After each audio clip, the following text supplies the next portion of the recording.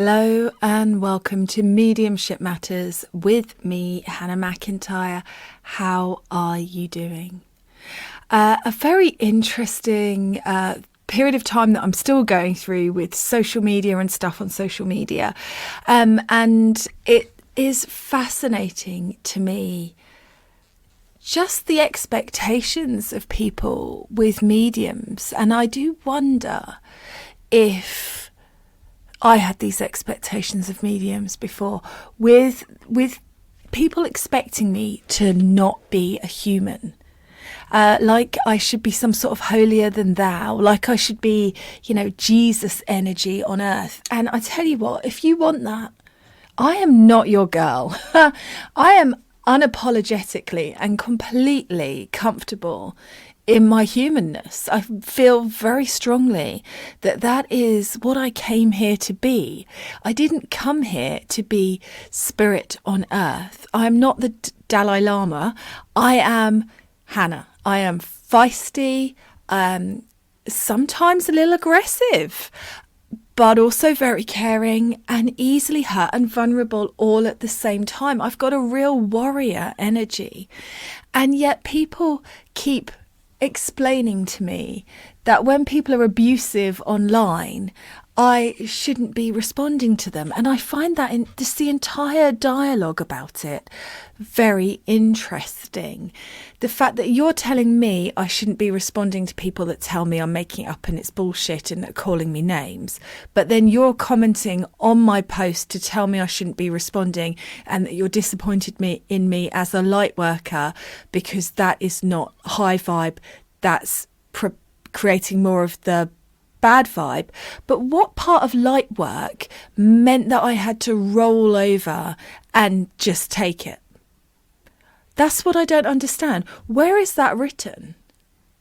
And I understand if it's going to be causing you ongoing grief or ongoing upset in your life. It's not something you want to keep going over and keep inviting into your experience. But I will clap back if I want to. And I don't expect you to judge me for that. And don't we just think that's interesting? I find the whole concept of it very interesting. What are our expectations, conscious or subconscious, of somebody who works for the spirit world and with the spirit world? Because I block most of the time, but every now and again I just think, no, I'm not going to block that. Excuse me, I'm going to point it out. And part of that is because I think it's funny. So, for example, somebody commented on one of my TikToks saying it's all bullshit because they'd never heard a medium say that people in spirit haven't got a voice box and aren't actually speaking before. So their instant reaction to that was not, can you explain to me more about how this works? I've never heard anyone say it before, but was, you are bullshit, you are talking bullshit, and you are taking advantage of vulnerable people. It was a big leap. Now, sometimes when people say stuff like that to me, I explain it to them further. Sometimes I just block them and I accept they're not part of my experience and we're never going to meet, so I don't need to have you in my reality. And sometimes I think, no, stuff you, you're being ridiculous. And part of that is my own ego and wanting to clap back, and part of it is my good boundaries. No, I'm not going to let you just shit on me on my page and get away with it. And part of it is also when we go out there as mediums, if all we see is saccharine sweetness and all the bad stuff is deleted and kept secret and removed, then doesn't it give a false expectation to the other people that are following in our footsteps and trying to get out there that they will have an easier path? And then when reality hits and some ignoramus comments something stupid on their post, they start to think they've done something wrong. So I really do try and be warts and all with things. And I think that's important. And social media at the moment, there's something going on with it. And it's so weird because I'm in it, but I can't wait to see what happens with it, because I feel like the whole thing's just about to explode or something. It's so interesting. I've had about 4,000 followers on Instagram. I think I was at 395 something for, probably about a year. Just not reaching any new people, not getting out there. And I saw a social media coach the other day telling us what Instagram want from us as creators to be able to prioritize our content. And it was something ridiculous, like a reel a day, post a day, and 3 stories a day, plus commenting and replying and interacting. It might have been more than that. It might have been 3 reels a day. It was, either way, it just felt like a lot. And I think that's the quality of social media has gone down, because if you want to play that game, you are constantly trying to create, trying to think of things to put on there, trying to make posts. And that's difficult. For those of you that follow me on social media, you will know that I have that stupid character, Princess Celestial Rahana, and people have said, oh, I haven't seen her for a while. And it's simply because none of the ideas that I've got for her at the moment are good enough. And I'm not willing to make a video that's substandard just to fulfill what Instagram want from me or Facebook want from me. But we are living in this strange world where this is the requirement. As a little aside, for those of you that are setting up your businesses as mediums and trying to get out there, I just want to make it clear how hard it is now to get out there on social media, because nobody is talking about it.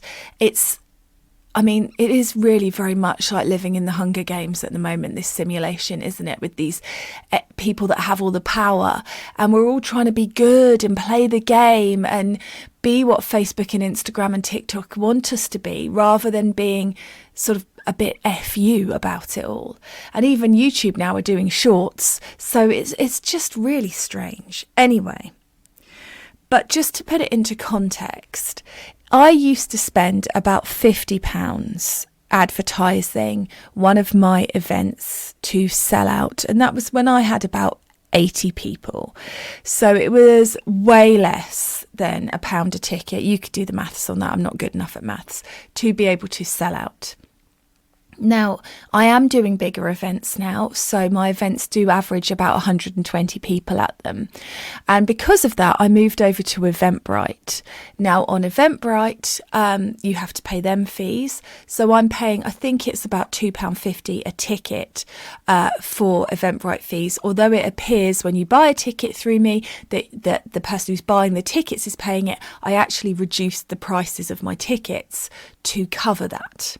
So there's that going on. And then I've sat and done some business related maths recently.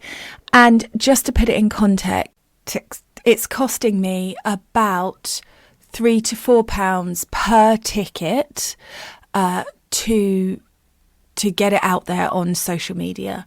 So as it stands at the moment, when you look at the costs that I'm incurring to do an event, I have the rent, I have my helpers, I have Eventbrite fees, I have social media fees, and I have something else which I'd thought of and I've instantly forgotten, because that's the kind of brain that I've got. Helpers, rent, social media, card processing fees as well, and bank charges. And I just wanted to talk about that, not because I'm whingy, because I kind of just accept what it is, but just because it really adds up. I had an event recently where the gross ticket sales were £2,200, but when I actually did all of the profit and loss on that event, it came back at £483, which is still a good profit, but I can imagine what it's like for people with a smaller following than mine who are trying to get out there and make headway. It's a very difficult time to be setting up in business with social media doing what they're doing. And I know I've spoken to you all about this before, but just to put it in context, I've got 27,300 followers on Facebook. I'm now on day 121 of them telling me that I've got increased reach for doing good content, because they give you a little alert to let you know. And my posts are seen by about 300 to 400 people for every post if it performs well. So that's with 27,300 active followers. So it's really, really changing. And I think no matter how much we want to talk about manifesting and law of attraction and everything like that, we have to also accept that there is a computerized algorithm at play here. So if you are setting up as a medium, or you're going to start doing events as a medium, make sure you're including in your budget a good budget for getting bums on seats by advertising, because it is eye-watering. I think I pay about somewhere between 25 and 30p per link click, which is not a guaranteed sale. It's just someone having a look at what I'm doing. So it absolutely is brutally difficult to get out there and be seen at the moment, no matter what the quality of your work is. And if you're struggling, I just want to make it really clear, you're not doing anything wrong. It's just this big machine that is taking over, and there will come another way. And I do wonder if it's about going back to the old school of recommendations and word of mouth, and cutting out the kind of rubbish, because the most followed mediums in the UK are not the ones that I would say work with the most integrity. They're all ones with call centres, with funnels, with who send out those text messages that say, I've got a loved one in spirit here for you. Is it your dad? Is it your son? Get in contact now to find out from my team of trusted psychics. They're the ones doing that. And the reason they can have the biggest following is because they can afford to pay for advertising because of those underhand sales tactics. So it just goes round and round in a vicious circle. So if you're out there working with integrity, but also struggling to have your voice heard, to be seen, to get it out there, it's not necessarily anything you're doing wrong. And I do believe in making yourself a compatible frequency to what it is that you're trying to achieve. I believe in that part of law of attraction, but I have to be honest here and say, I'm not convinced about the creating business side of it that people talk about. I mean, a lot of the abundance coaches I see online appear to really just be doing pyramid schemes where they charge a heller amount of money for somebody to learn how to charge more, and then they charge more, and then those people also set up as coaches and teachers, and then they charge the next generation of students a huge amount of money, and it just continues. Is that not just a pyramid scheme? With the money rising up. Follow me and I'll teach you how to make a 6-figure spiritual coaching business. I don't know. And are any of these things even working anymore? Because I did social media training with somebody online years ago now, but I go through and look at their Facebook posts and their Instagram posts, and their reach has gone down. So this is somebody that had millions of followers and so much interaction. It was absolutely mind-blowing. And now they're not getting that much more than me for having an audience that is actually 100 times the size, if not bigger. So yeah, fascinating space to be in there. So when you do get out there and you do a post, you then have to deal with loads of bloody crap from absolute idiots who can't just have a conversation and ask why and have to be personal and attacking with it. Tiring. It's very tiring, this one. I'm not sure why we all signed up for this world at this time, but it must have made sense to our souls, mustn't it? It must have. Well, let's move on to some listener questions and see what we all want to talk about today. First up, I have got a question from Cece, and Cece says, "Oorit, babes." I tried to do it. "Oorit, babes." Cece. Sorry about that. I went very Hampshire there. It's where I grew up. So that we always, are you all right? Yeah, I'm all right. You all right? Yeah, I'm all right. So I kind of fell into that there. All right, babes. Question for the podcast. If, when you are offered a TV show, would you take it? If not, why not? If yes, what would you do differently? Would you edit out the bits you got wrong or keep them in, etc.? Think I already know the answer to that one. Oh, I mean, it really does depend on what the show is and if it's in alignment with me.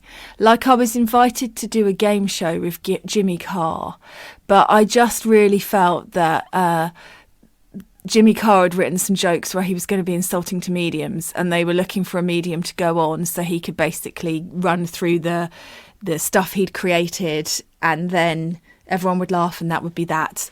So I decided not to do that one. I would really love to do a TV show.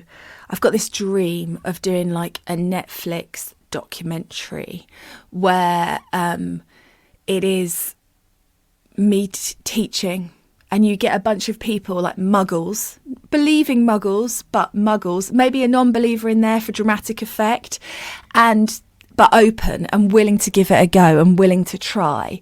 And we take them off for a like spirit school, mediumship school, and we spend this immersive experience time with them and teach them how to do it and talk them through the mechanics and open them up to their power. That's something like that I would love to do. If I ended up, I just don't know.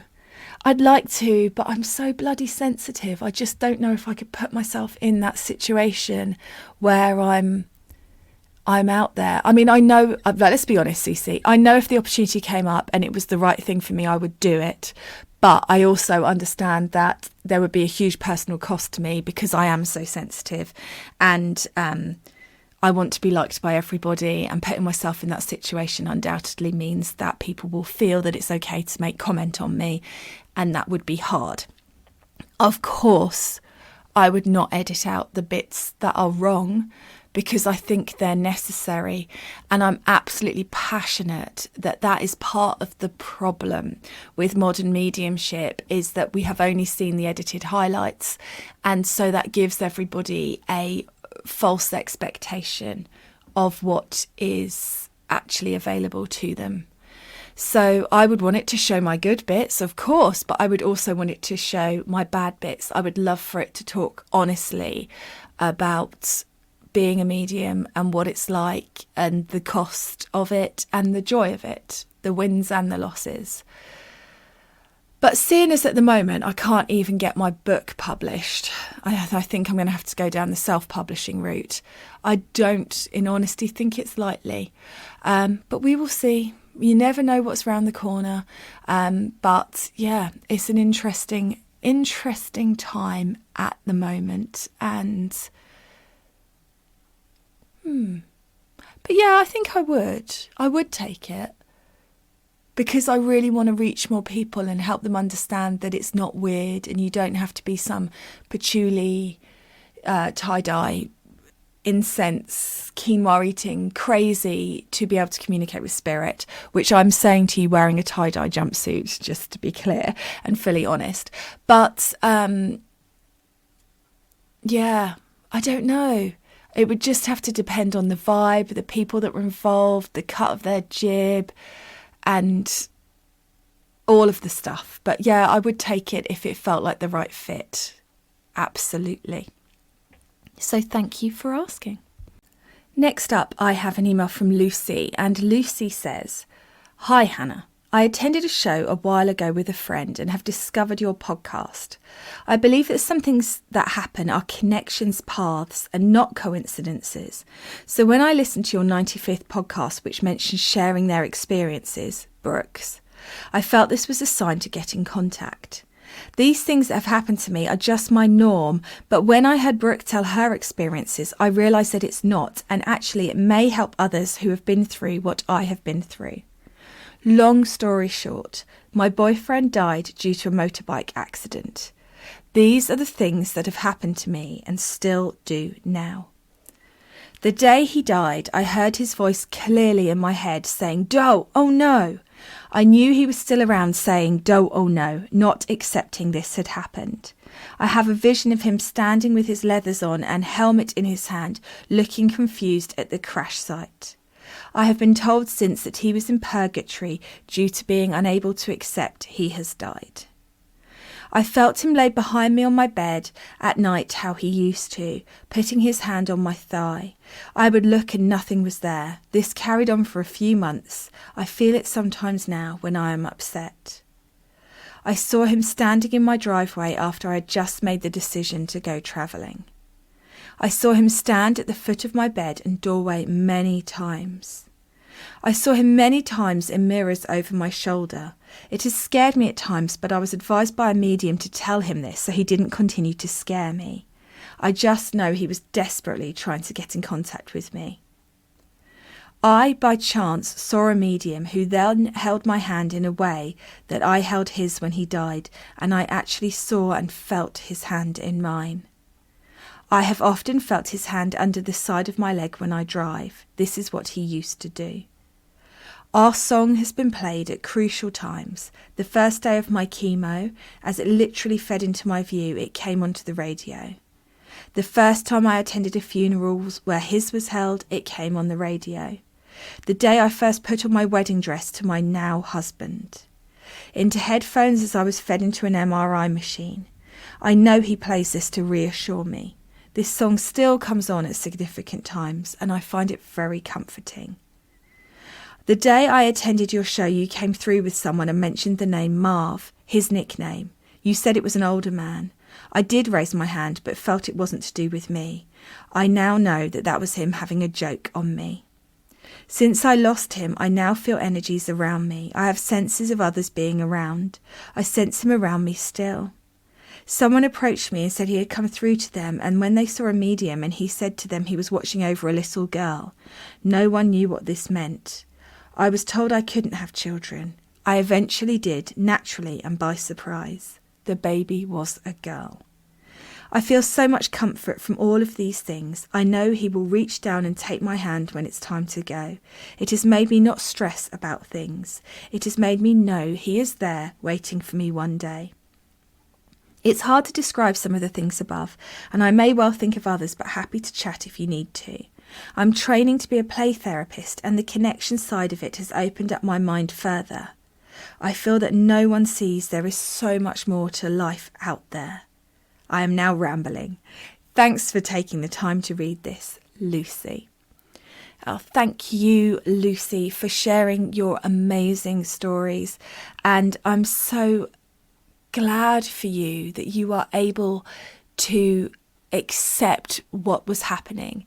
I think there are so many people that message me and say, I've been waiting for signs and I haven't got signs. And when I'm doing readings for people and they say, I would like to know they're there, and their loved ones are like, you know I was there. And they say, yeah, but I'm not sure it was you, because they push it away. They feel that hand on their leg and then they go, no, I'm just dreaming that. And they push it away. So it's absolutely amazing that you are able to experience that and accept where it's coming from, and I'm so glad it's helping you. The only thing I would say is that I personally do not believe in purgatory. I don't believe that it exists. I think that the spirit world, they're returning back to their true state, and they are instantly, when we move into spirit, remember everything we ever were and everything we ever will be. And it's like going home. So there is no sort of getting stuck as such. I think he was trying to let you know what had happened, and that he continues. He's been such a strong presence with you all the way through. But equally, I don't know everything that's ever happened, so I can only offer my opinion there. But wow, so incredible, and thank you so much for sharing these stories.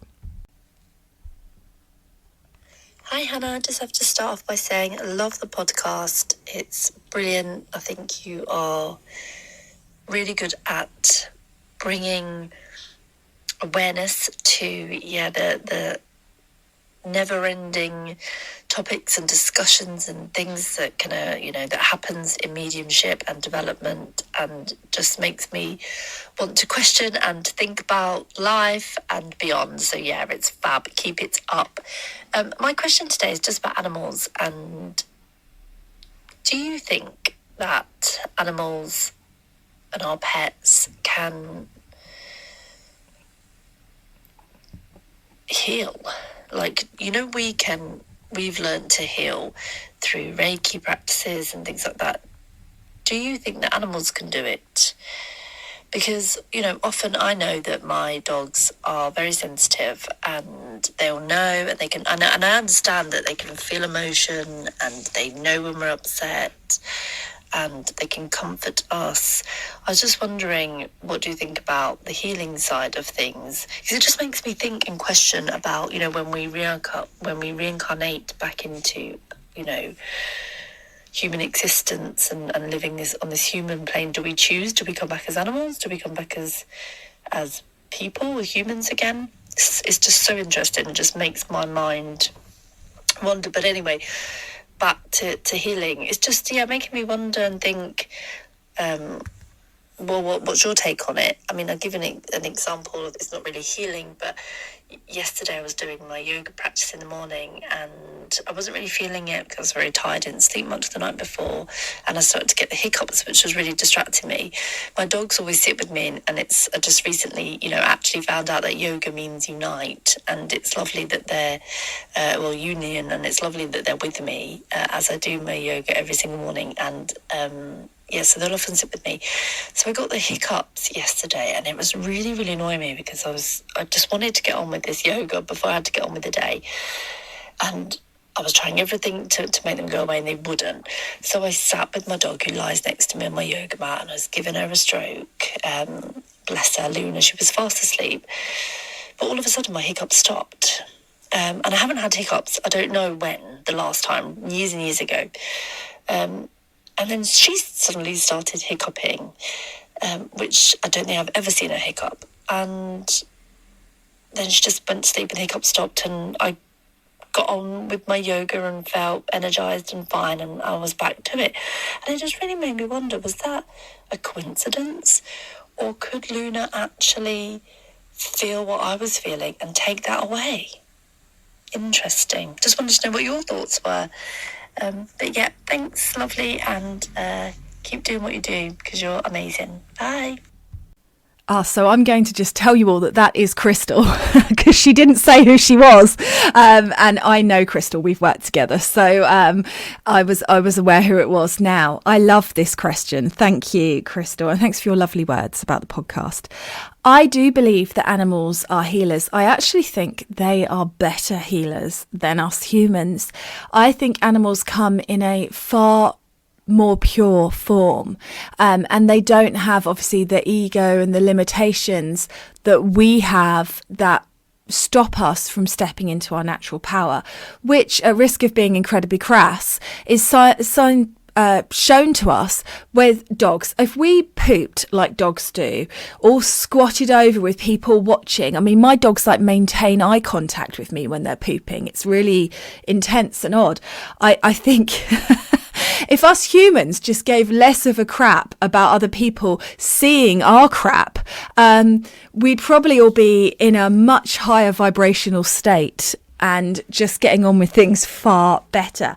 And I think animals, yes, they can heal. In fact, I did a reading for somebody very recently whose dog got them through a terrible time and a really difficult time, and then passed. And they wanted to make contact with their dog, and I did explain I am not an animal communicator. That's not something that I write on my CV, but I would give it a go. And their dog was saying to me, I had done the work that I needed to do, and my work was done. It was time for me to go. So I do think that dogs and animals, not just dogs, all animals, they come to help us in the physical with what we need. So they are great healers. They are great teachers. My dog, Monty, is an incredibly challenging animal. We've had him since a puppy. The number of times people have said to me, oh, is he a rescue? And I'm like, no, he's just a dickhead, and stuff like that. But I know that he has taught me a lot about patience and unconditional love and managing things and allowing people and animals to be who they be, even if it's not exactly comfortable, and that not everything can be perfect all the time. And obviously now I've got Gloria, who is definitely teaching me that you can be cute and beautiful but also psychotic. So there's all sorts of lessons in there as well, not just healing but also lessons within that. And I've met so many people where their animals have got them through the most difficult, traumatic and upsetting experiences. It's quite amazing to me. So I do think that they are more capable of healing. I also think that I do believe that they are spirit, but I believe that it's a different form of spirit to the one that comes in as a human. I think it's a different facet of the spirit world. And I do feel that they are more, how's the best way of phrasing this? They don't have the same limitations that we seem to have in our humanness. So I do feel, for example, I do really believe that robins are, for me personally, is my grandfather letting me know that he's around. I was visited by a red and black and white woodpecker after my grandmother passed, which was something we'd associate with her garden. And my spirit guides do appear as a fox, an actual physical real fox, on occasions at very profound and amazing moments. But I also feel that that is more the human part of the soul world, or the not just human, but the part that it manifests at the level that we're at or higher, sort of goes into the animal and then leaves the animal. I don't believe, for example, that my grandfather is now a robin. I believe that he's almost collaborated with the spirit of the robin to give me that sign. So there's a huge... I'm doing expansive arms here, which is no good because you can't actually see me, but this huge sort of just opening of stuff. Now, if you are an animal communicator and you're listening to this, or you have expertise, I would love to know your take on this and your thoughts on this. Please fill the gap in my knowledge. Drop us all a voice note. But I believe that we come back as animals in the sense that the spirit world is one, but it would be a very different aspect or facet of our souls that would come back. I don't believe that the part of me that is in me now will come back as an animal or has been an animal, but maybe I'm limited in that, and maybe that's my human ego saying, oh no, I couldn't possibly come back as a slug. I've got much more important stuff to do. So who knows with our limits of consciousness. But absolutely, I do believe your dog took your hiccups away to help you. That's absolutely hilarious. But equally, I don't think that all animals heal. I certainly don't feel like Monty, my dog, is a healing dog. He's a teaching trigger.